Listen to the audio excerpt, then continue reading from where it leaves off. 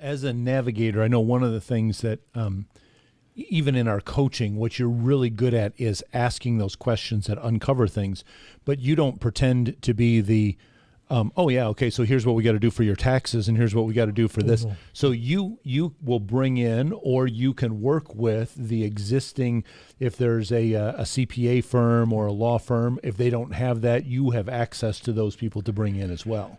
That's really what you're doing, is you're finding someone who has resources and connections, and the network gets really big. For the business owner, of course they have a CPA, but is it a CPA who's actually done or can help with the succession planning, the execution of all those things? An attorney or a CPA, that's their lane, but really, and I just got a call from somebody in another state, and they said, yeah, right now it's really expensive. I asked my attorney to run with this. I said, oh, wow, what was that bill like? Well, after 2 months, I said, stop. I said, and what did you get? I don't really know. Yeah. I mean, just a lot of paperwork and activities, but, it's a big bill. And I said, that's the challenge, is you kind of have to have that person like the David and Jonathan in the Bible, that you kind of knew each other, what were you good at, and to walk alongside and partner with the owner. I really like one aspect of what I'm finding to be most rewarding for the owner is interviews. Yeah. Just to find out where they're at. Could be C-level folks, could be top managers, could be their family members working, could be a spouse, whatever. Okay. It's just to interview and find out, okay, through this planning, what are your goals? Where would you like to be in this process? Sure. In the end, what would be an ideal ending, the success? And they're heard and they're kind of engaged. And I think this last one, I did 10 interviews with some folks, each individual, and it really was rewarding to them. So you get me.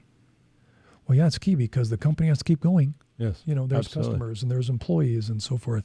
I think, the process is, are you ready? And that's a whole nother story, right? Are you ready? Or am I interested? Or wouldn't mind knowing how much is this company, Right. Then they find out, they're like, we got to keep working. Or, holy moly, let's sell it now. Yeah. Whatever the reaction is.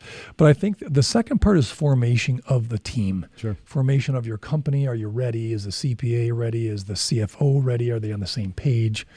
And I think maybe the chance to increase. So what happened with the sales VP was he hired 2 newbies.